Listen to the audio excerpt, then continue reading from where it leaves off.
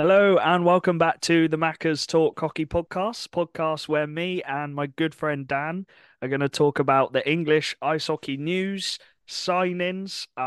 We are predominantly the NIHL. That is our, well, bread and butter. I think that's what banners on the wall says, isn't it? But Yeah, Dan, how you doing, mate? yeah, I'm doing all good. How are you? Not too bad. We just finished up a interview with Stuart Mogg actually for the new Bison podcast, but you're going to be taking over now as the media guy. So how excited are you for that for next season? I can't wait. It's obviously something I've been wanting to do in the past sort of 2 seasons that we've been out. It's obviously I've watched Basingstoke now for many years, and it's something that I've sort of learned off yourself and sort of learned from other people. Sort of media's got quite a big thing in hockey now, and it's something that I'd like to sort of explore. So yeah, I'm excited for the new challenge and looking forward to it. Yeah, Bison haven't really had like a proper social media in terms of video content and fun content and stuff like that. So it'll be good for you to kind of get some of that ready for next season. And I know all the team behind closed doors are doing really well to really get the Bison on the map, really, aren't they? They've been on the news as well, which is good. Charlie's not here. I haven't actually asked if he wants to be on it. I think he's just so busy at the moment. Um, I'm sure he's going to say in another podcast, but he is actually moving out. So really exciting news for Charlie. He's never actually lived on his own before, but he's going to be moving to Cardiff. So I won't say too much on it because I'm sure he'll want to say it himself and a bit more of an update. But yeah, exciting news for Charlie. But we're going to keep the podcast going, Dan. Whilst Charlie's busy trying to sort loads of stuff out. And we've got quite a lot of news to go through, quite a lot of signings, and quite a lot of debates and topics to go through. We also, sorry, I've got the Pepsi Max. If you know, you know. From day one, we love the Pepsi Max. But we also might have a special interview on this episode with Austin Mitchell King, who we'll go into in a bit. Obviously, he's making the move up to the Elite League, which is exciting for him. So we're hopefully interviewing him tonight. I might be interviewing him tonight. So yeah, we'll put that on this episode and insert that if it does come about. If it doesn't, we've got plenty of news. And starting with one which we missed, Dan. Charlie will be annoyed I missed it. TJ Anderson back for 2 years. I don't think he was going to go anywhere else, really, was he? He's kind of the young prospect. I say prospect. He's been around for years now, but he's signed for 2 years. And that's one which I think Romford had to get done because he's their I say future. He is one of their main guys now. So yeah, big Yeah, signing for them. yeah. I mean, he's a guy that I think, as much as we think he wouldn't go anywhere, I think there might have been a lot of teams asking Oh about yeah, him. He would have. 100%. He's turned a lot of people's heads in the past few years. He's sort of got himself up on the stat sheet. He's really picked up his offensive sort of style of game. So that's big for Romford to lock up a guy like that, a young guy as well, a young Brit. These young Brits are so important to these teams. He's a core guy. He knows the Romford way. So yeah, that's a big re-signing and good for them that they've got him locked up for 2 years. Yeah, I know. I know we would have loved to have him at Swindon. Charlie would have loved to have him. But no, his hometown's Romford. His dad's an absolute legend as well. So 100%. shout out Lee Anderson, and the family, and TJ. He's been brilliant the last couple of years and has probably been the best youngster of the last couple of years, really. So he's back with Romford for 2 years. Reed Sayers, Dan, re-signed with the Wildcats. Another one who's been around the national with Swindon for it feels like ages now. But I don't think he was really going to go anywhere else. And it's a big season for him, isn't it? Because it looks like Swindon are going to have a lot of depth, obviously with that new import slot, extra import slot coming in as well. We don't know where he'd play, but either way, he's going to be playing with some top players across the lineup. And last year he kind of he impressed me last season. I thought made a really good partnership with Vanya Antonov. He kind of we finally found that guy who's on his kind of speed and skill wave, and I thought he played really well, especially in the playoffs when we were unbeaten in those 6 games. So yeah, a good little re-signing for Swindon, and I still think he's got a couple more levels to go up. Yeah, I really like Reed. He's a really good player to watch. Sort of the stuff that he does is sort of he plays it in his own speed at some points, which is always good. He's got confidence. He's gained confidence over the past few years as well. You can Yeah, really see that sort of he's gained trust from the coach. The coach trusts him. And I think what Nell needs to do now is you've seen that partnership with Vanya. He needs to sort of try and match what he had before for the whole year, because he saw what he sort of brought out from Reed, and sort of bringing in a guy or putting him on a line with a guy that's already there to sort of match that is obviously going to be best for both parties. And I think having so many sort of talented players in that forward lineup, I think it's only going to be a good thing for the Reed because he's a guy that can sort of play off people. So yeah. it'll be interesting to see where he slots in the lineup. But I think anywhere he is, he'll always bring that offensive game that he's got. So yeah, it should be an exciting year ahead for him. Well, he did have less. It's his least amount of points he's got in the last 3 years. But if you look at it, he's got 15 goals last season. So he really upped his goals from 10 the season before. He got 15 last season. So he's kind of getting that depth scoring, which is really positive to see. And I think Swindon, looking at what we're signing and the roster we're building, it looks like we're gonna have a lot of depth in the forward core. So the fact that Reed's getting on the score sheet a lot, I really like that re-signing. So Reed Sayers is back. Onto a new signing, and this was quite a surprise. I didn't expect this one, Dan. Sam Cooper has left the Steel Dogs and has joined the Leeds Knights. Um, Leeds obviously losing Noah McMullen. They've lost another defenseman who we'll talk about in a bit as well. Sorry, they haven't lost another defenseman. They lost his brother. Sorry. But Sam Cooper has joined the Leeds Knights. What a signing, Dan. He was probably one of the top young D men in the league, and there's not too many D men in this league who are kind of up and coming because it's hard to break into the national. And for Leeds to be able to sign someone like Sam Cooper, who will probably get into their top 4D, I think that's a really good signing. Yeah, Sam Cooper's a guy. He is sort of he almost you heard his name and all of a sudden he was just racking up in all these different teams. He was obviously making appearances for Guildford, obviously started off in Romford, then he was at Bees and then he was at Sheffield. Yeah. He's a guy that's sort of grown every season he's sort of been around. And he's obviously gained so much experience from being at all those different teams. But I think now he's managed to get this opportunity from Leeds and he's managed to obviously sign the contract there. I think this is the point now where you're going to really see his game evolve. Yeah. We know what Leeds can do. We know what Leeds have got in their sort of coaching systems. We know the systems that they play. I think this move to Leeds is going to be a massive move for him. And I think we're really going to see a sort of a totally different Sam Cooper in a positive way this year because of the Yeah. way that he gets played and the way he's going to get used in that team. So I think for Sam Cooper, the fact that he got that opportunity from Leeds, I think it's a no-brainer for him, especially looking at what sort of Sheffield, the way that Sheffield's going. I think going into an established club like Leeds and they're a winning team, I think that's a good move for him. He's playing probably under the one of the best coaches in the country with developing younger guys as well. You've seen what Aldridge has done with the likes of Ollie Endicott, Innes Gallagher, Finn Braden.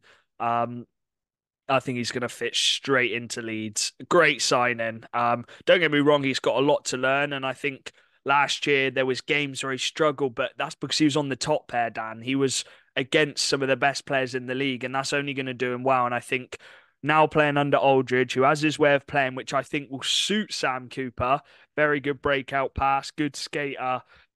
I think this will be a great little move for him. I'm excited to see him in a lead shirt. And as for Sheffield, that is a big loss. Obviously, he was one of those players who was on that two-way last season.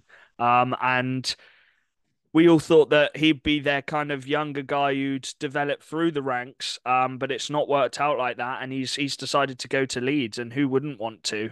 With how much winning they do.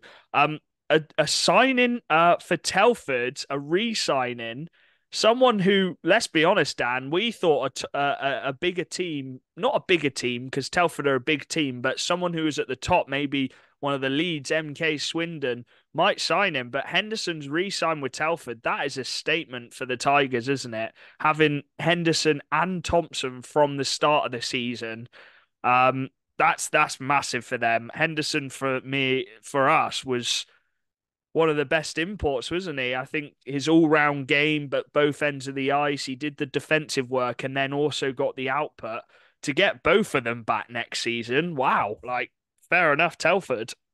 Yeah, it is a massive statement, especially the team that hasn't really announced many signings yet. Yeah, Obviously, we always talk about it. The summer's a long summer, like signings will be happening, but obviously they might just be getting announced. But yeah, that's a massive signing for them. Henderson's a guy that, like you said, we really liked. I think give him a full year in this league, he's gonna make a massive impact. You saw what he did halfway through a year, sort of coming into a full year after just having half a year in the league. I think, yeah, he's gonna jump up a step. I think he's gonna make a even more of an impact to that Telford team. His work rate is 100%. His offensive is 100%. His defensive style is 100%. He's just such an all-rounded, well-rounded import, and imports like him, it's a no-brainer if you get a chance to re-sign him. So I can see why Telford have done it, and he also goes hand in hand with Thompson. Obviously, those guys have come in together. They've met each other in Poland, I think it was, and yeah. sort of came in. So they're both going to be confident of each other. They're both going to be comfortable with each other, and depending on what other players they sign, they might end up just going with a Henderson and Thompson line again. He got 2 points a game last season. So if he'd have played all 54 games, you're talking 108 points. Like he played at a ridiculous level, and he's one of them where I don't think was just all out offense. He impressed us as an all round player at both ends of the ice. So Henderson being back, that's huge for Telford. I really did think he might have gone to another team because you do see it. But yeah, Thompson and Henderson back. They come as a pair. Um, We'll get to Austin in a bit. Obviously, hopefully, we'll have his interview. So I can make that nice little transition. A bit of news of Brindley Caps. Obviously, last year he had the season with Coventry in the Elite League. But he's still so young, Dan, and he's probably one of the future of GB, isn't he? And it's exciting to hear that he's going to America. Obviously, a massive step up, moving away from your family and your friends to the other part of the world is very tough when you're younger, and some players just can't do it. But he's made the decision to go to America, and I think that is the perfect decision for him, isn't it? He's going to learn so much skating. He's going to play with better coaches. No disrespect to the coaches here in GB, but he's going to have more hockey facilities as well, more rinks to play on, more ice time. It's only going to do him good, isn't it? Yeah, I mean, for Brindley Caps, I think he's the guy that knows what he's doing. He knows what he's worth, and I think for him to make that decision, I think was definitely a smart move for him. He knows he's going to get better progression going overseas. We've seen so many Brits do it before, and obviously come back and they're a totally different player. Yeah. This is stuff that they can accommodate you with overseas is unreal. Obviously, just talking to players and stuff, like hearing about what their experiences when they're over there, it's just like a whole different world. You're literally just living in a hockey world. With it depending on what way you go, but you can also do studying obviously on the side of that as well, Yeah, so you can get a I'm degree sure he out of will it. do. And obviously he's still a young guy, so he's got all of that as well.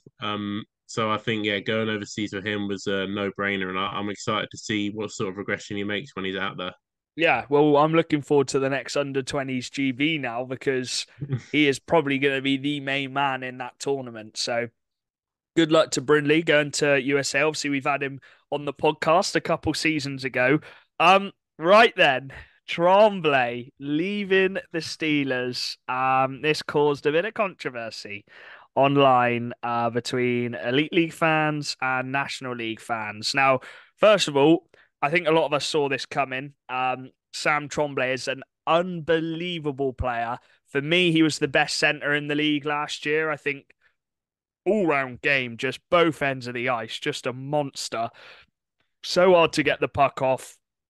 He got a point per game when he went up to the Steelers last season. So I don't think you can say a bad word about the game he plays, Dan. And I'll say this as well. I don't blame him for going up to playing with the Steelers. You're playing in probably one of the biggest team in the elite league possibly, and you're going to be surrounded by sick players. You're going to be up there trying to win stuff in the elite league. So I don't blame him whatsoever for going up to it. I just feel bad for the Steel Dogs because let's cast our minds back to last season. Tremblay, Walker Sommer, they're both playing really good hockey. I think the Steel Dogs were on a little bit of a run. He goes up to the Steelers, who had a bit of injury problems, but he went up to the Steelers after the time limit of the Steel Dogs being able to get an import in. So automatically, Steel Dogs going into the playoffs are a man down. So they've been stiffed basically.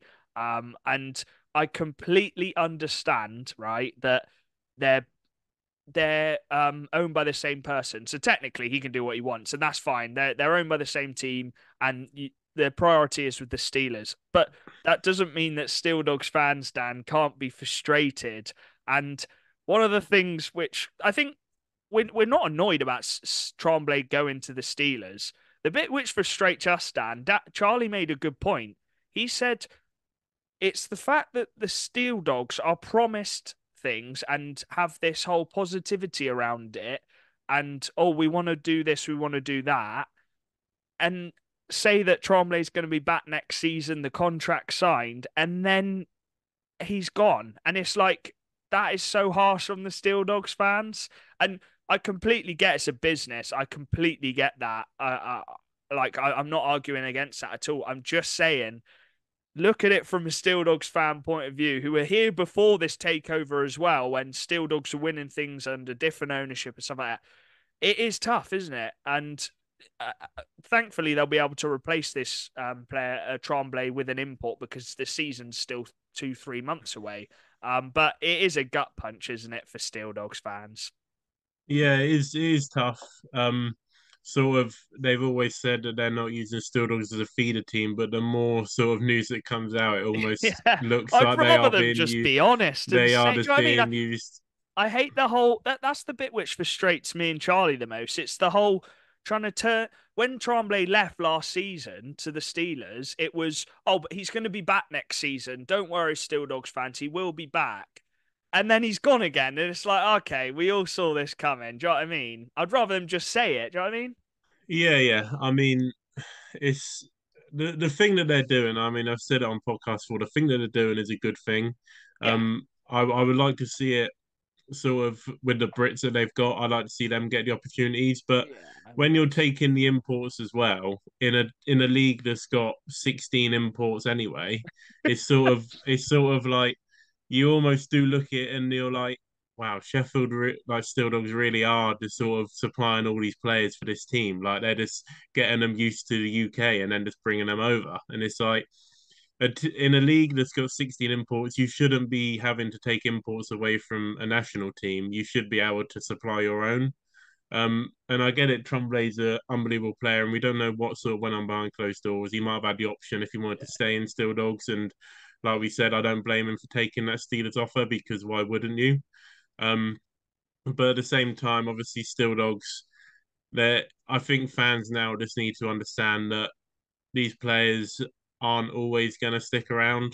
I think we've sort of got this idea now what's going on with Steelers and Steel Dogs, and at the end of the day, it is business. But at the same time, these Brits and stuff like that, we'd like to see the Brits be getting these opportunities instead of these imports as well. Yeah, I Steelers fans are doing my tits in. I'm not gonna lie. I'll say it how it is. They're doing my nuts in. They probably don't watch this anyway. No, they don't. But they got their Steelers glasses on, and they do not give a rat's ass about the Steel Dogs, which is understandable. That's fair enough. Um, and we had a comment on our thing. It's Steel Dogs fans just need to get used to it. Their team is not there for success, but to just provide for us Steelers. They will bring players up and when leaving Steel Dogs short of guys at the weekends doesn't really matter. just like, what? I'm like, oh, come on, man. And Jamie's doing, like, fair play, Jamie. He's really trying to create some positivity around it. And fair play to him. Like, they're going to have a good team next season. Like, they are. Like, getting Garcia in. I'm sure they've got some other good signings which are coming in as well. But just Steelers fans need to see past those Steelers glasses and realize that there is another team and another set of fans out there. There are 500 Steel Dogs fans. Yes, we banter them about maybe they don't get as much fans as other teams, but Steel Dogs were very successful even before this takeover, Dan. We remember under Greg Woods, they won plenty of trophies. Like, and yeah, it's just it's so annoying seeing some of these comments in it. But we're not gonna bite too much to them, even though I have, sorry, bitten a bit too much. But either way, good luck to Tremblay going to Steelers. And Steel Dogs will be able to replace him, and I'm sure with the track record, which Steel Dogs have had, they'll sign a good little import down to replace him. So they've got Sommer, they've got Garcia. That's two good start into it. They've got two more imports to sign. Yeah, I mean, he has to be a good one because obviously Steelers are going to want him in a few years. So, Yeah, can't be no, too good, but it can only be joking. good enough. Only joking. Yeah, I mean, no doubt that they're going to replace him. Like we've said on about Bricknell, the other podcast, there's so many imports out there. Like, there's so many imports that'll be like Tremblay. There's so many imports that can fill in that role. So no doubt Sheffield are going to be they're going to be signing an import of the same caliber. They got So actually, sorry, they got Slava as well. Let's not forget yeah, that. they don't need Slava's imports for going to be able Slava. to sign. It's so frustrating because Tremblay is the most Slava type player I have seen. He is. So he would Slava would have loved him, wouldn't he? Oh yeah, he would have. But I mean, he's got Vilky Nordstrom, so Oh I'm yeah, sure yeah. he's going to work his magic with that again. But yeah, I'm interested to see what route Sheffield go down with the imports because me and Charlie were talking the other day about the Brits that they've got, Yeah. and there's obviously talking about the like chances of other Brits going there and sort of what sort of chances and what sort of Brits they are. So it's interesting to see because they might go down the route of having two import D, two import forwards, depending on who they can get in. But obviously that's for us to wait and see. Yeah, we'll have to see next season. And Slava controls it now, so it's up to him really who he wants. Which is also a statement of intent with it as well. So there are positives and I think some negatives as well looking at it, but with Slava in the ship, I think it does make it proper. Sorry if I went on a little rant there. I don't normally do that, but maybe I digged in a little bit hard there. But Godfrey has re-signed for the Swindon Wildcats. I think last season was one of his best seasons, Dan, actually. And obviously, when you're playing next to Mr. Ryan Wells, it's going to make your job a lot easier. But he did a lot right, and I think you didn't notice him too much in games, but as we've said, that's always a good thing as a defenseman. And yeah, I'm happy to have him back. He's shown that he can play on a top line partnership if you need him to, but he can also play on that third pair as well. So I think that's a nice little re-signing to have back, and it's a familiar face as well. Yeah, I mean, we talk about obviously Godfrey being on a line with Ryan Wells and sort of saying it's not a hard job and stuff like that, but there's no doubt he would have learnt stuff on that line. There's no doubt he would have Yeah. learnt stuff from Ryan, Oh and yeah. obviously that is going to be massive for him. And obviously, he's a guy that if you obviously don't sign Ryan back and you get another import in, you could potentially see him pairing up with an import again. If that's sort of the way that the import sort of likes to play. Obviously Ryan and Godfrey really found their sort of they really found a match there. So it'll be interesting to see, but it's just good to know for Aaron that Godfrey can just sit on any line and just sort of do a job. So he's an easy guy to coach and he can just slot in anywhere really. Yeah. On to another defenseman who isn't returning. And we'll talk a bit more about Hull as well when we talk about their re-signing. But Barmer is not returning. He's going traveling, which is really cool for him. I think I think he was going to go traveling last time, Dan, and have a job somewhere else. But it turns out he's going traveling this year as well. So really exciting for Barmer, but it's a tough loss for the whole Seahawks.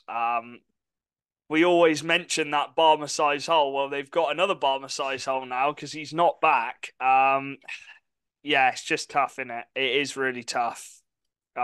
Anything else to add on that, Dan? It's just we'll talk about it again in a bit. Yeah, I mean, we've spoken about Brit D on this podcast a lot. And when you find a Brit D man at a caliber of sort of Bulmer and you lose it, you don't you've lost it once and then you manage to fill it again with Bulmer. But I think the likelihood of filling it again with Bulmer is going to be difficult, Yeah. seeing obviously he's going to be on the other side of the world. But I think it'll be interesting. I think we've always said that sort of since Brock's left, they've needed an import D man. So we're seeing Hull sort of see it looking towards an import D, but at the same time it's Hull. So it wouldn't surprise me at all if they went with all four imports in forward and just try and score more. Yeah, big loss for Barmer. As we said, he'd get on any team's top line D really. Um, Hill to Romford. I think when he left Bristol, Dan, he was going to stay in the national. It was going to be in Romford, his hometown team. Playing with TJ as well, who's kind of come up the ranks with. So them two will finally be able to play together in the national for a season, which will be cool. But that's good for Romford, man. Adds a bit of depth. Someone you know who can play at that level now. And he played under Buckman, which is also a positive because Buckman knows how to use him. So, yeah, just a good signing all round, I think.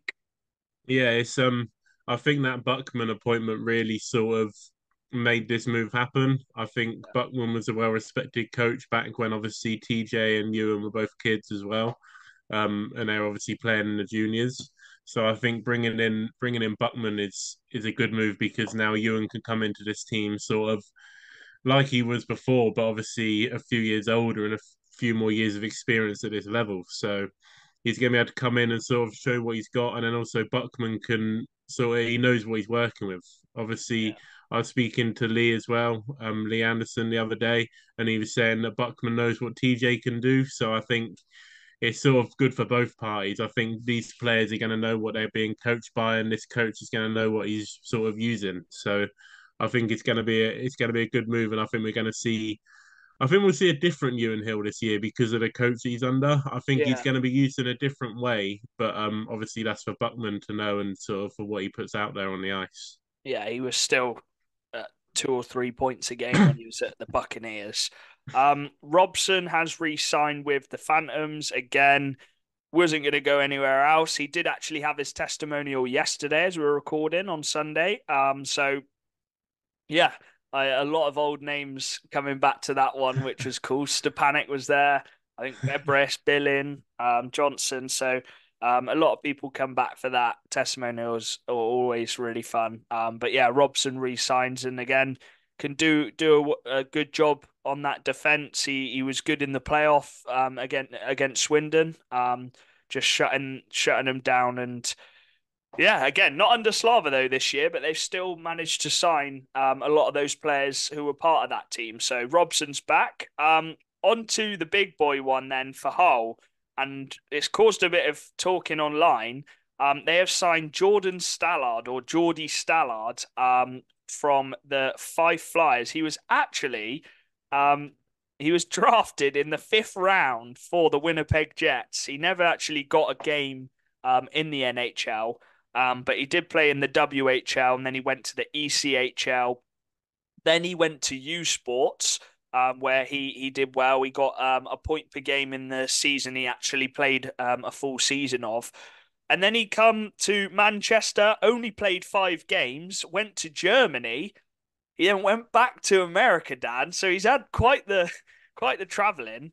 He played in Finland, and then finally last season he did a full season. I think it was his first full season since COVID. He did it with the Five Flyers, where he got 16 points in 42 games. He's been around quite a few teams, Dan, but I think he's going to be able to settle now in Hull. And he's I think he's going to be a good little player. 6'2", can play centre. Yeah, you're going to get goals in this whole team, and if he's playing next to Cornell, flipping it, those two are going to be. disgusting together, I think. Yeah, he's played in all these places, and 100% the nicest place will be Hull. Um, um, yeah, I mean, he's a guy that obviously he's been around a lot of leagues. He's obviously going to gain a lot of experience from that. I think as a centre, you're going to obviously have that two-way game. You're going to be able to sort of play both ends of the ice. Is obviously what you're expected of him playing in like America and all these European leagues as well, and also playing in the elite league too. So I think he's going to come into this league and he's going to be able to show what he can do. He's obviously moving around a lot. You never really get a chance to really show your full potential. So I Yeah. think coming into this whole team in the National League, I think he's really going to be able to get an opportunity there to show what he can do. And also, like we said, being in a team that's heavily sort of favoured in the offense, you can really show your offensive style a bit more. Um, yeah, I think I would be surprised if we saw him on a line with Cornell. I think looking at the stats, I think they're going to be two sort of samey sort of players. I think they're Yeah. both going to be able to have that two-way game. They're both going to be able to play both ends of the ice. So I think a smart move would be moving them on separate lines, and then you can get sort of the best of both. But I've never seen him play, so it's going to be one for obviously everyone to see when he first comes in on that first game of the season and sort of go from there. But just a sort of early plan, I think Matty might go over them on separate lines to try and spread out a little bit. Yeah, I mean, the word is obviously it's rumors. I will mention it because it sparks a conversation about what we think Hull should go to. But a lot of people think Speck will come back now that obviously he would make up the final import slot if he did come back, and that would be four forwards, which is I don't think we're going to see many teams go with all four import slots as the forwards. But that is the whole way. They've always been offense, score goals. Um, Will that work in the national, Dan? They've just lost Barmer. Phillips will obviously hopefully have a full season and hopefully doesn't get any injuries. You'd assume if they do bring back Svek, surely they got something in the pipeline with a big defenseman because the league's only getting better and it's shown you can't win a league or cups by just scoring goals, can you? And I'm not saying that Hull are going to be terrible defensively. I don't think that, but I think most teams are going to get an import D man because we know that offense is easier to get than defense. So, yeah, what do you think about it? Um, yeah, I mean, I've always been someone that said that Hull need to go for that import D. We saw they had Brock, but he was he was Who's very offensive? offensive. He was a very offensive D Yeah, man. I would like to see Hull with a defensive defenseman as an import. yeah, Um, I think they would be because of the Brits that they've got as well, the Brit forwards that they got. I think they would be more beneficial of getting that import D man in. Um, just because you can sort of play a bit more of a all-rounded game instead of just going for the goals all the time and trying to outscore your problems. Um, but if that's the way that Matty prefers to coach, then it's obviously he's a player that played a very offensive game as well when he played, so he knows how effective it can be. It's just all about sort of getting everyone to buy into that style. Um, but like you say, I would like to think that they've got someone sort of big in the pipelines if they did go full all four import forwards. But it's just one of these things with the other teams sort of improving their D as well. It's not so easy as just scoring goals now because there's a lot more teams are going to be a lot harder to break down now. And I think you might see more import goalies come in maybe as well with obviously this extra import slot coming in. If not, you'll definitely see an import D man. So it's going to be interesting, but obviously Hull are always an exciting team, so it'll be exciting to see how they build their team yeah. and going into September. Yeah, I'm excited to see it. I think a lot of fans want Svek to stay, and he's goals galore with Spec. They've got one of the most dominant top lines. So we'll see, and we can talk more about it in our team specials, which we'll do once pretty much all the rosters are signed up. Um, Jay King back to Bristol, Dan. A few people wondering if he'd go back to Bison. Obviously, used to play for Basingstoke, but he kind of settled in really well at Bristol and got brought in kind of near the end of the season. And I thought he was quite good, man. I thought he got a few points here and there. He was able to penalty kill, and he's just that stay at home, but can also help offensively if he needs to. Kind of D man on that third pair, I think. Yeah, I mean, I think he was quite a fresh addition to that Bristol team at the point that he joined. I Yeah, think when he joined, they were going through a tough patch of obviously injuries in their D. I think Butler was out with injuries or bans. It was one of the two. But I think bringing in Jay King, um, is obviously he took a year down, playing in Chelmsford, and you saw him come back up, and you saw he was a bit rusty getting back into it. He was just sort of trying to get back into that National League mentality and sort of the style that they play, even though he'd played in Basingstoke for the past sort of 3 or 4 years. Um, so he came back into that team, took him a few games, but then he really sort of he got his spot there. He really sort of made his spot, and then obviously he ended up being one of those top guys in that Brit core, in that Brit D core, and just yeah, sort of it was a massive sort of jump. transitional move for him because he just sort of started off the year in Chelmsford, at the end of the year playing in obviously a team like Bristol that was struggling. So I think giving him a full year in Bristol now, he knows what he's going into. I think Bristol have obviously got a plan this off season. They've got a plan of what they want in the new season, and I think bringing him in, I think is good, and I think he's going to be excited to play for a team that's going to be sort of competing. Yeah, for the whole season as well, so he can kind of prepare for that. And then they did a double whammy signing on that day. I've forgotten what day it was, but they've brought in Dawson Williams, the Welshman who's played out in America for the last 4 years. So a bit of an unknown. I'm not gonna say what he's gonna be like. We don't really know. He's just played in a lot of junior leagues, maybe while studying. But I'm sure he'll be. Listen to this for a team he's played for. Played for the New York Apple Corps. So he's played for quite a few teams over, and in quite a few leagues over in America. But he's come back to Bristol. Maybe he's come back home in Wales. He used to play for Cardiff Juniors, so Bristol's the closest team to that. And yeah, just a bit of an unknown. Could be a depthy guy, could be a young guy who hits the ground running. You don't really know with these kind of players, Dan, do we? No, it's like I say, it's could be a sort of low risk, high reward sort of thing for Yeah. him. Sort of bringing him in might might be a guy that will obviously take the opportunity by storm and really show what he can do and end up. No one's talking about him at the start of the year and then ends the year and everyone's sort of talking about him. So Mhm. it's exciting having these sort of players come into the league because no one's got any expectations of them. You don't really expect anything of them. So yeah, it should be good for him. I think getting a chance to play in Bristol. I think they're obviously a team that they are going to have to use their sort of whole lineup. So I think he will get an opportunity, but it just depends on how he sort of takes it. Yeah, I'm interested to see how it turns. They've got quite a few kind of younger players who are in the team who, yeah, it's just a good opportunity for them. Will Curlin's re-signed with the MK Lightning. He got his fair share of games last season, alongside Jordan Headley.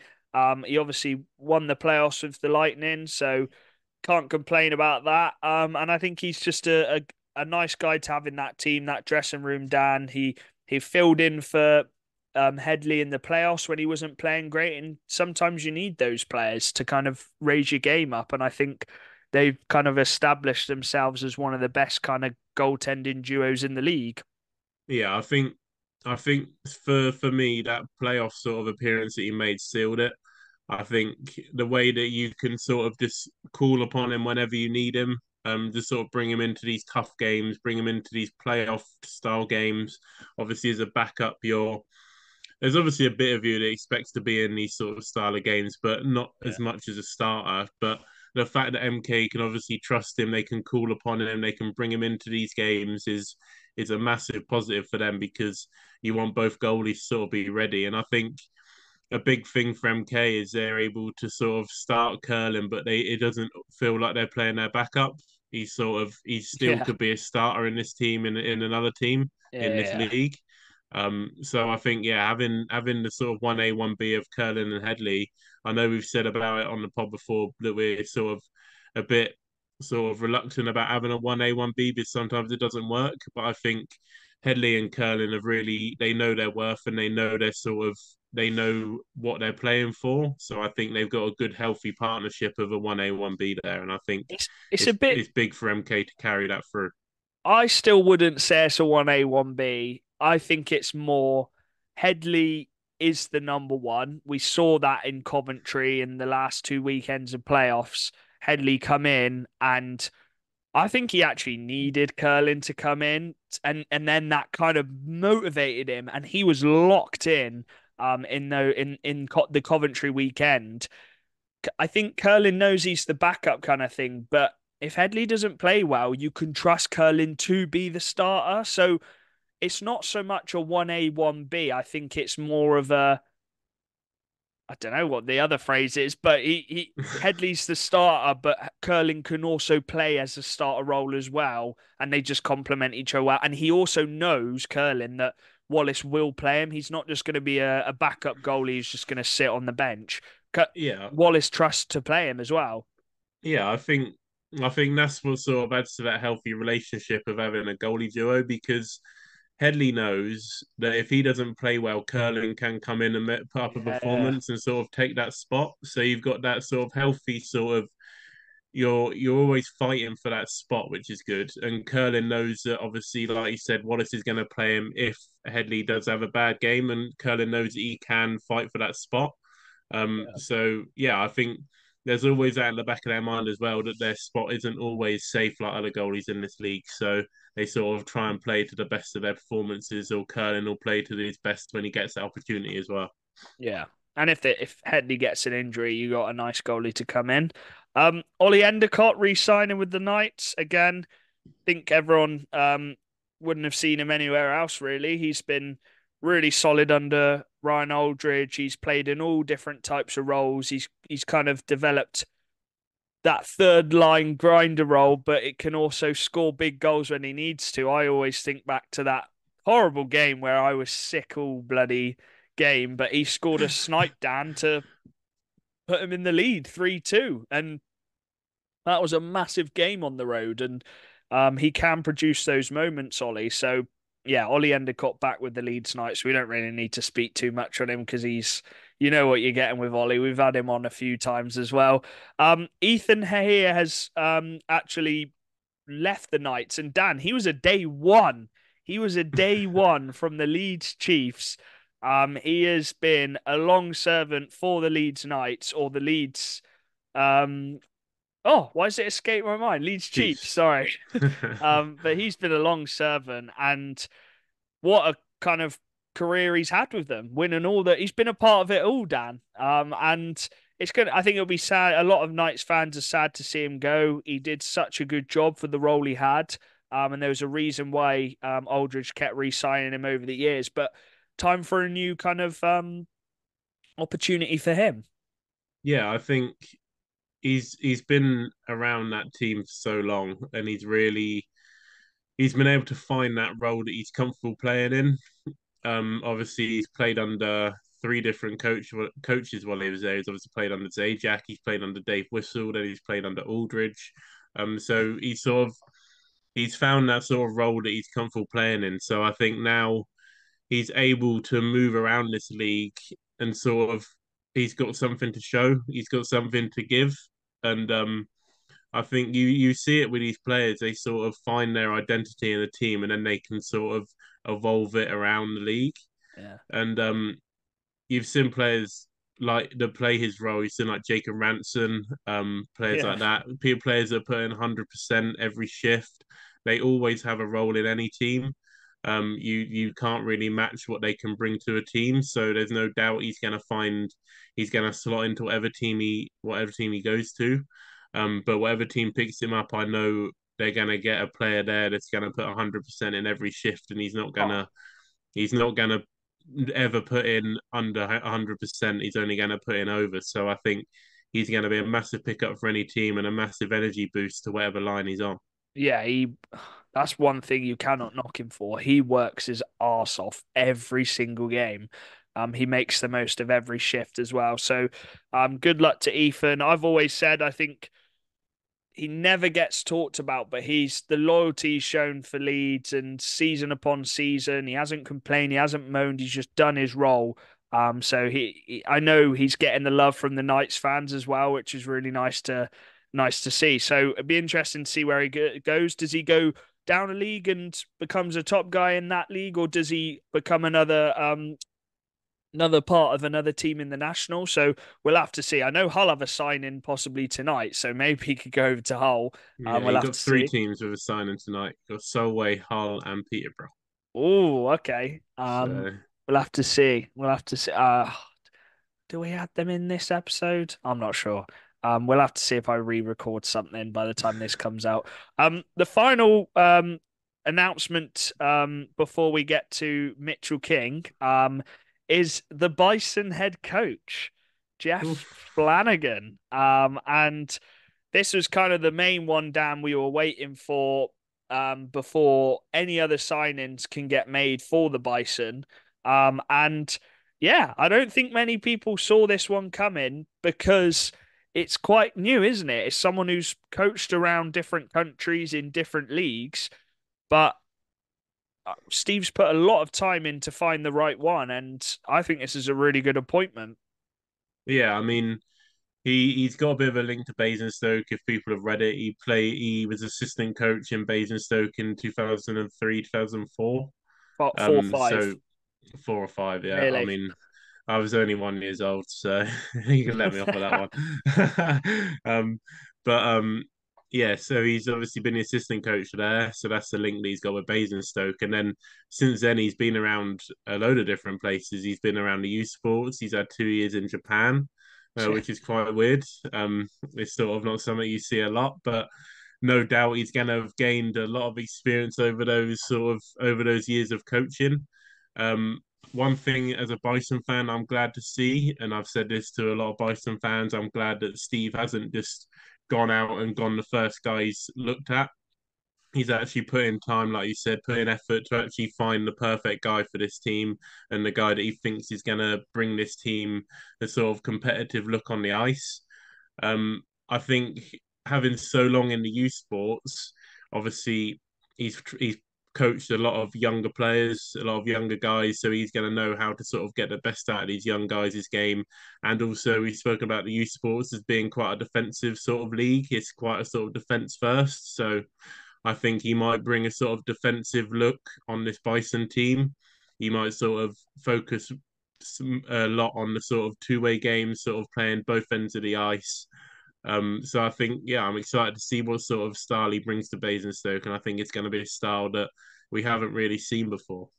Yeah, and he should be able to get some pretty good imports in. The import recruitment from coaching, obviously, in the U Sports. So, yeah, we'll have to see what kind of signings he makes. I think it's his decisions now, and he's not coached in. I know he was assistant coach for Bison, but he's not coached in our league for over 10, 20 years now. So, I'm excited to see what he kind of brings because the National League is a weird league. It's not your bog standard systematic kind of league. It is a different kind of league. So I think he'll have to settle in as well. But I think I'm looking at this and saying this is kind of a long term kind of building with the Bison kind of head coach appointment, Dan. I don't think it's just going to be a 1 year thing.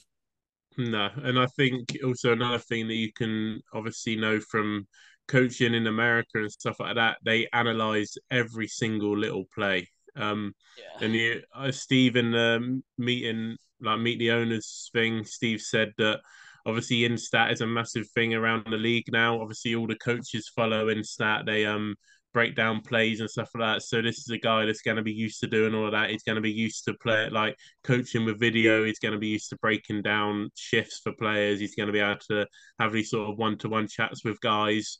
So this is going to be another big thing. Obviously, the way the league is evolving is you need a guy that's going to be used to coaching within stats. So I think he's going to be able to bring that sort of implement to the team as well. Yeah, who's going to be the first import? We'll have to He's the see. first import coach. Imagine that he puts the skates on.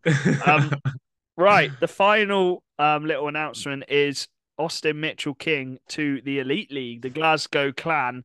A big loss to Peterborough. Obviously, been a part of their team the last few seasons. Won the playoffs with them. Was a big part of that team as well.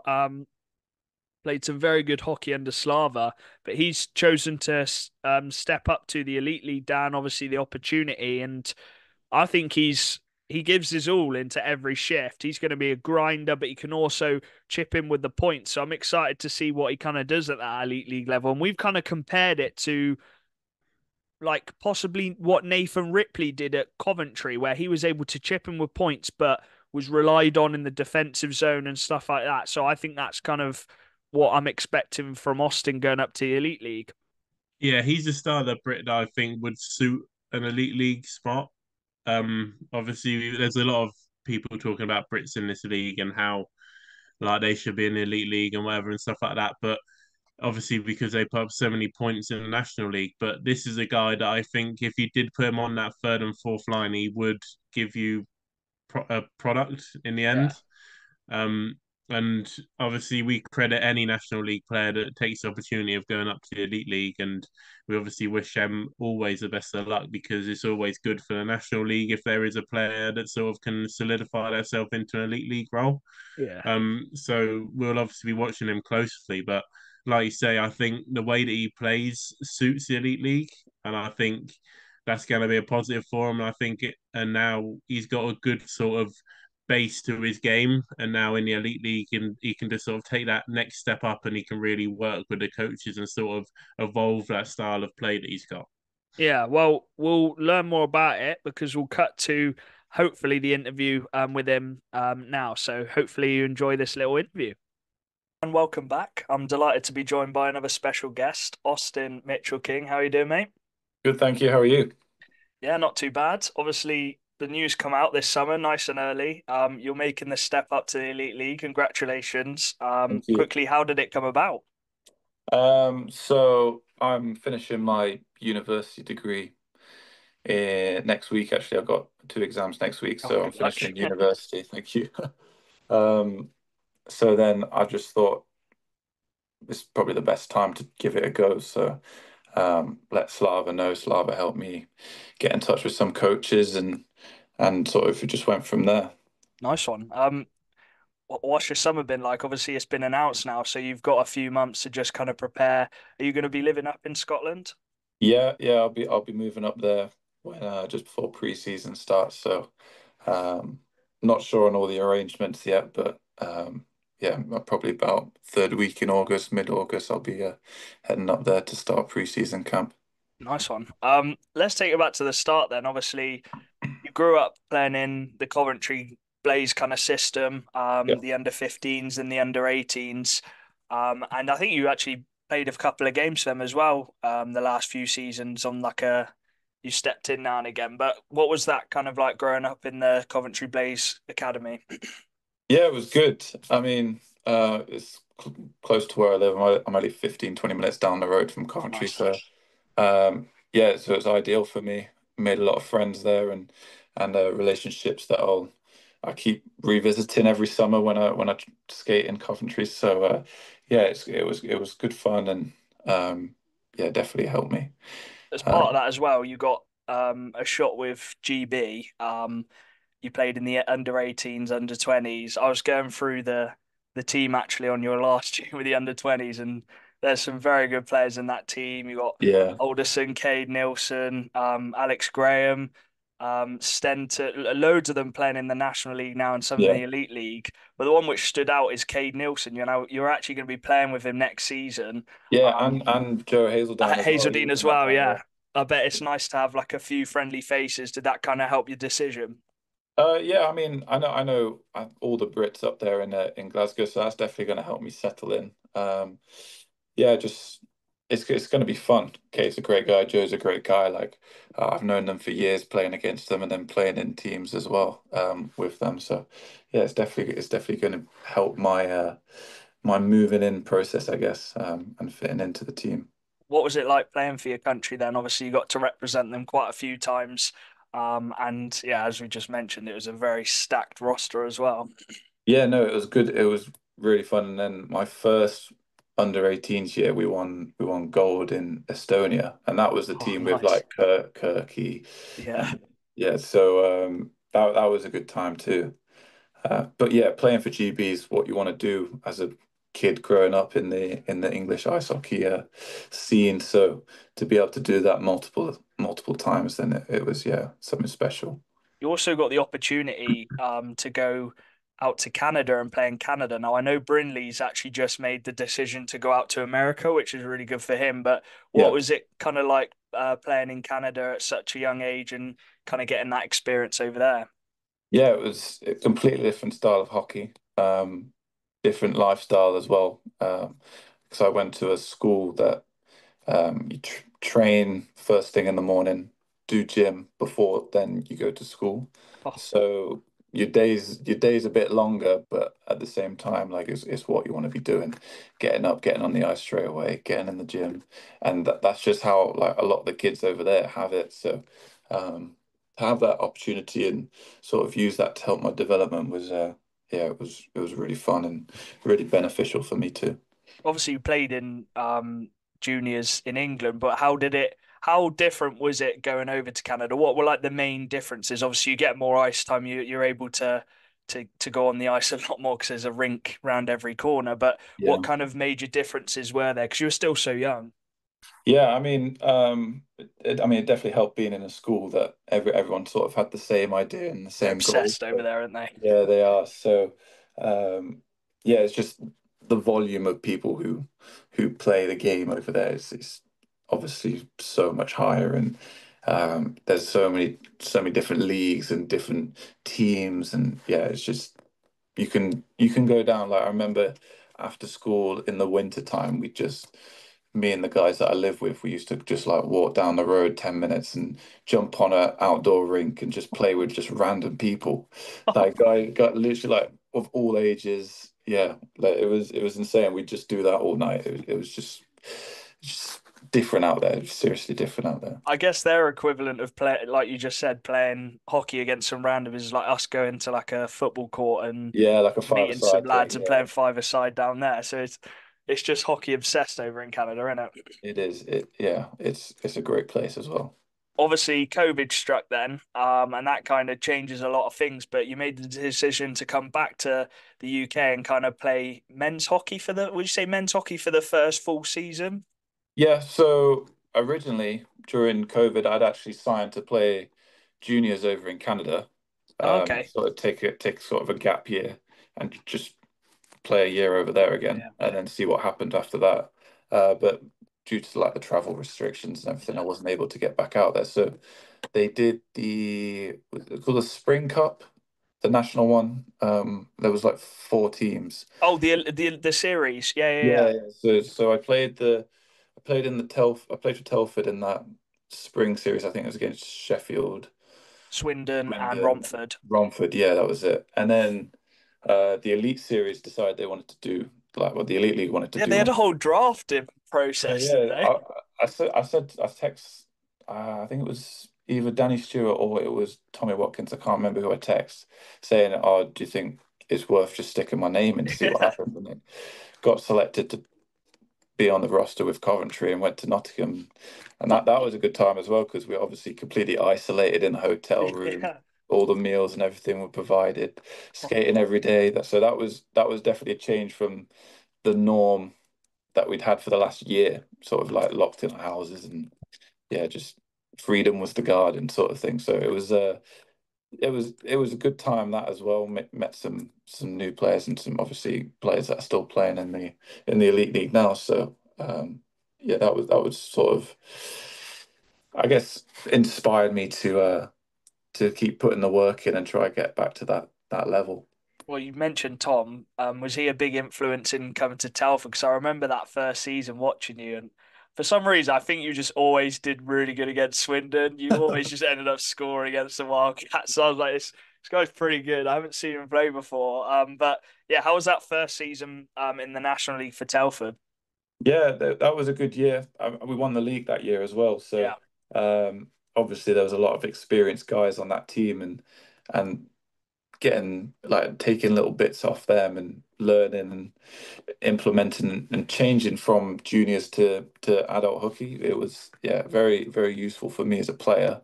Um, and yeah, it was obviously won the league, so had a good team there too. And Tommy's a great coach, and put everything together that year, and it just worked out for us. there was a lot of veterans. You play. I think it was the last kind of season where they fully had the core of like Plant, Silverthorne, McKinney was there as well, and McKinney, that was his yeah, final year. So yeah, it was kind of the perfect way for them to kind of bow out of that Telford kind of Tigers team.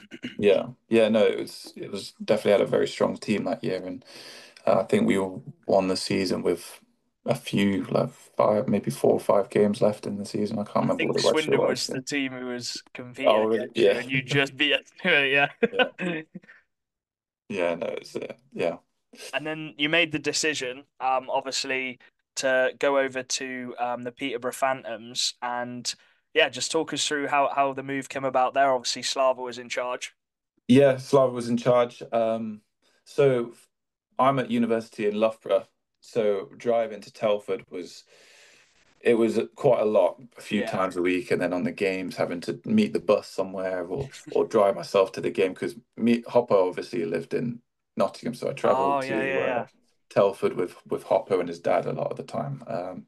So yeah, so then Slava came in and said that he's got a bunch of guys that live in Nottingham, and he just sort of explained the whole his whole like philosophy and his idea of what he was trying to build in Peterborough for that season, and it I mean, I moved and sort of not really looked back so far. I've had a couple of successful seasons there, and just missed out on the playoffs again this year. So, yeah, I think for me as a player, maybe was a was a good step forward for me. But yeah, Well, that first season, that I was speaking to a Peterborough fan called Emily. She was saying you were the one who got the empty net goal just to ice it for that cup win in Leeds. What was yeah, that like? That was just yeah. a mental double header, wasn't it? That double header was insane. I Because you think. didn't have Jordan for the second leg, did you? No, he didn't. No, he got injured I think it was the game after the first leg. Yeah, We were down in Romford and he pulled his groin or something, did something pretty bad. So yeah, I mean, he was trying to make it back, but obviously there was no yeah. chance of that. But we were 6-0 up after that first leg, and We were all just looking at our result on our phones, like, what has just happened?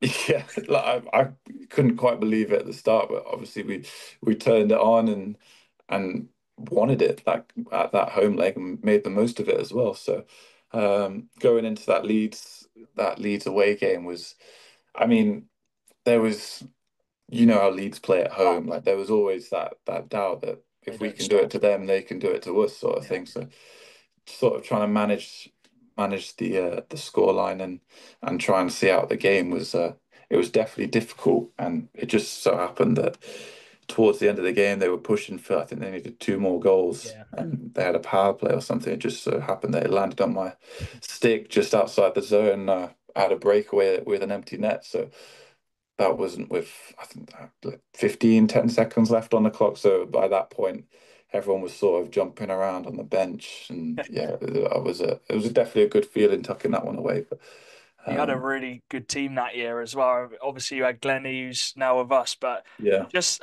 thing with Peterborough, I think we always say is they haven't really got any egos, if you want to call it. You've got your team. There's going to be players who get more points than other players, but you all just buy into that system which Slava played. And I think a lot of people have written Peterborough off in those games, but just the team just does like talk us through like the team in Peterborough because it just seems different to the rest of the league.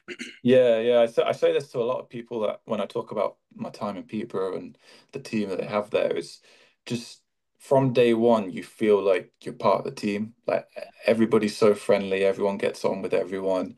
Everyone like has a joke around sort of thing. Like there's no one on that team where you're like, ah, do I have to go on a line with him, sort of thing. Like, everyone gets along with everyone, and it's on the ice, off the ice, everyone just bonds very well, and that's sort of credit to Slava for putting that team together. And he Slava gets the best out of everybody on that team as well. Like even some of the younger guys coming through, he's developed, like Louis, for example, Louis Kinniston. Like he's tiny. Like I guess people could have written him off when first watching him play, but he's putting up probably over 20 minutes a game because he's Yeah. entrusted to that third line and fourth line center for a lot of the season. So he's got a lot of responsibility too. And that's credit to Slava for giving him that, putting that trust in him and developing him as a player and doing the videos on him and helping him to improve his game. And same goes for everyone, even me. Like Slava's pulled me aside, give me some pointers, give me some videos to look at, help me, tell me what he wants me to do in different situations. So, I mean, it's just testament to Slava for sort of trying to improve everyone, not just the team. We'll come to Slava in a second.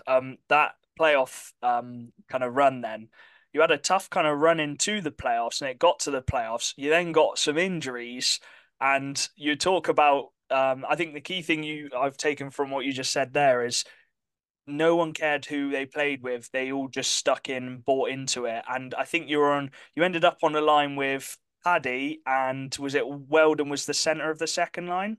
Or were Yeah, you on top line and then he switched it around for playoffs, I think. But yes. you had a lot of players out.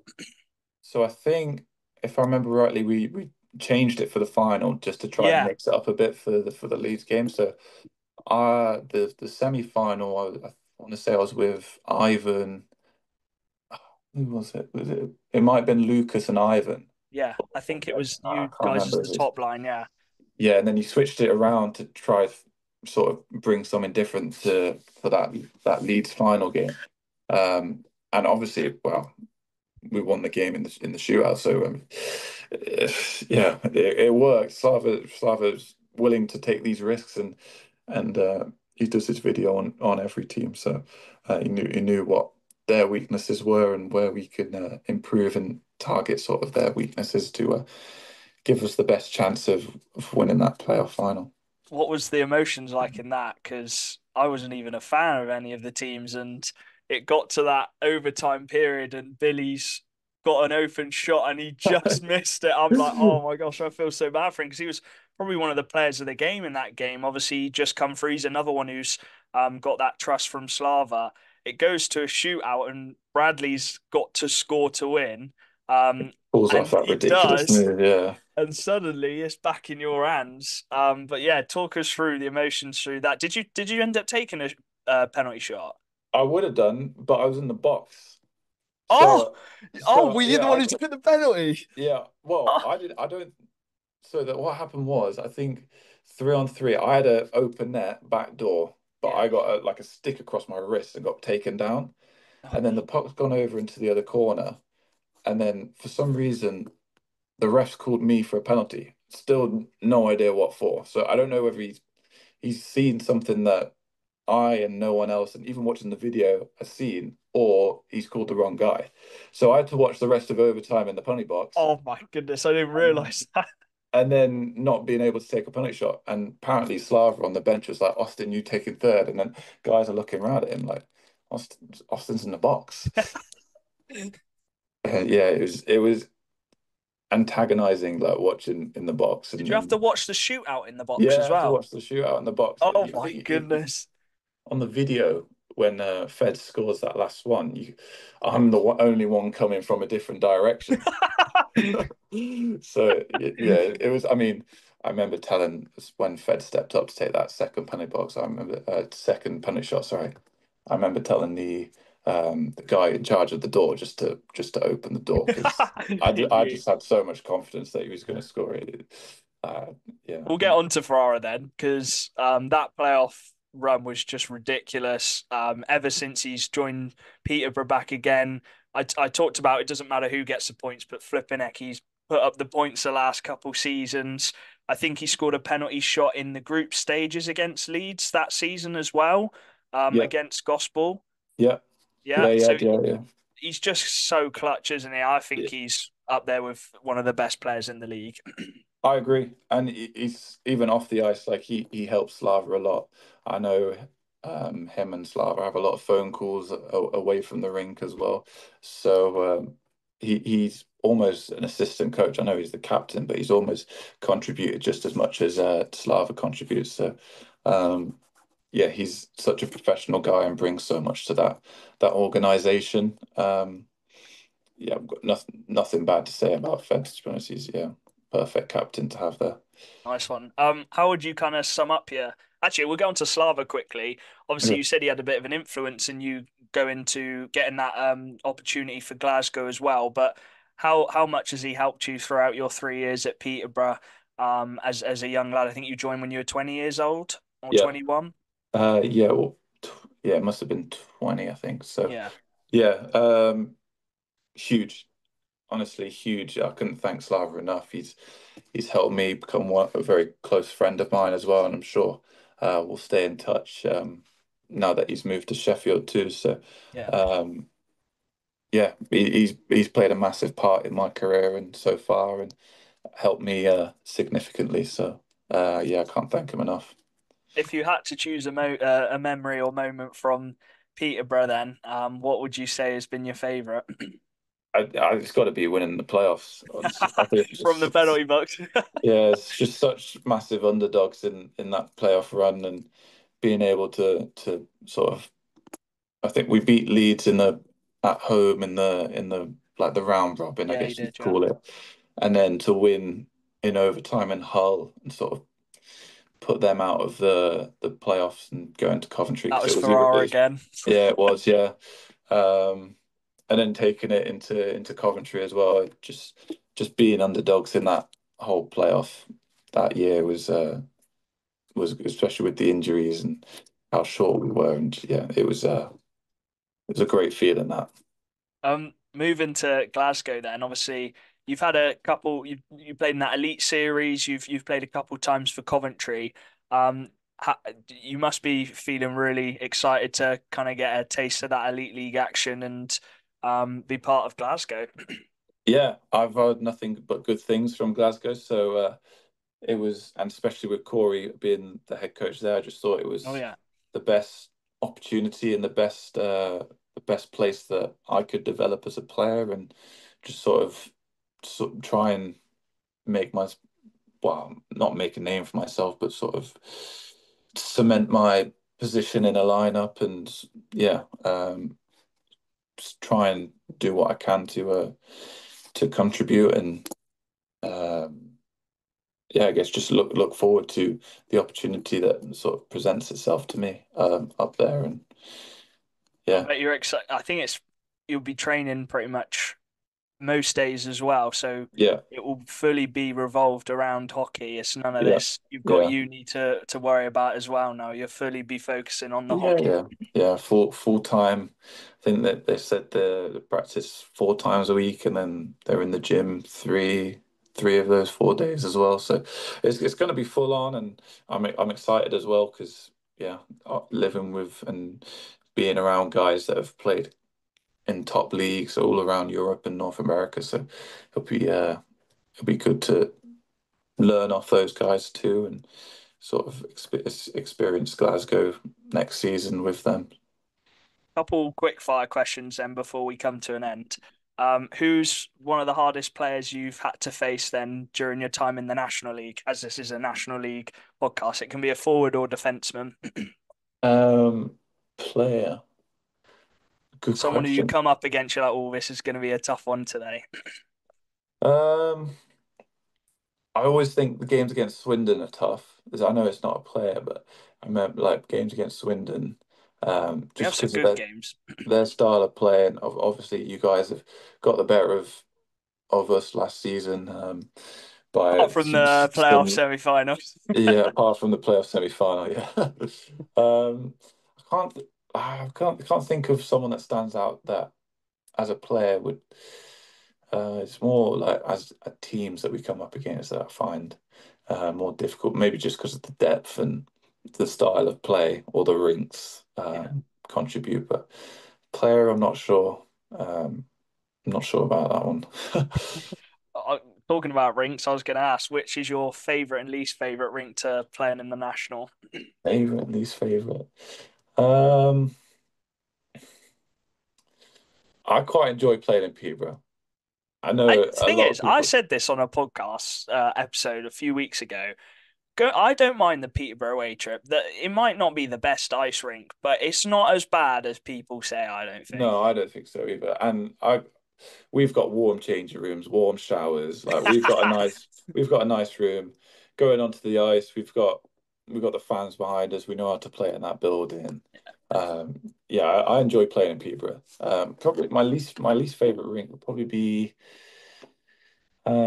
You um can say Slough now because you won't have to play there again.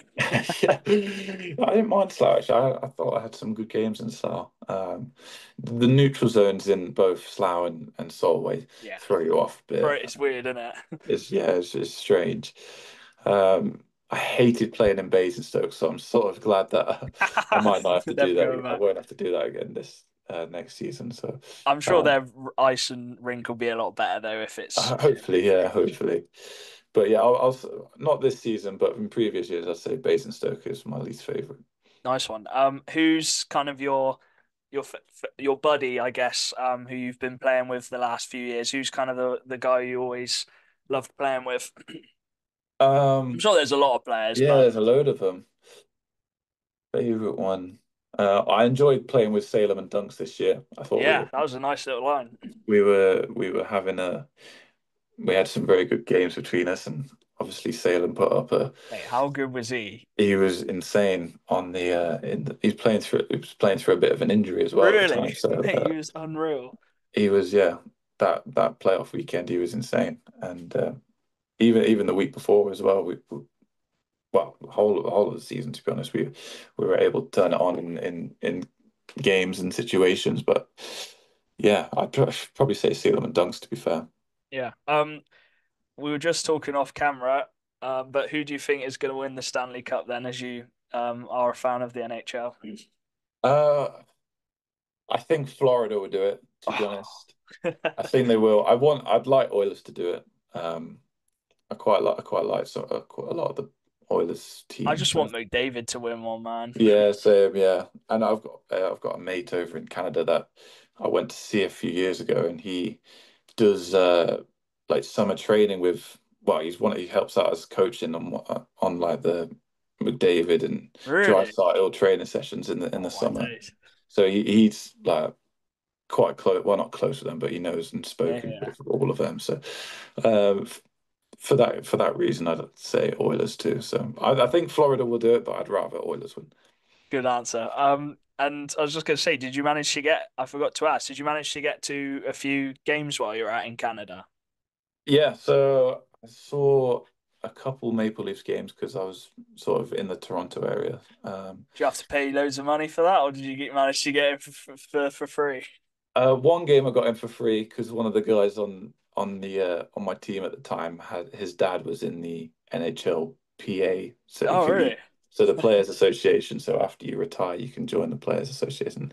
He had two tickets to or a few tickets to the a Maple Leafs Penguins game, and I was Oh, a Penguins fan growing up, so I was like yeah.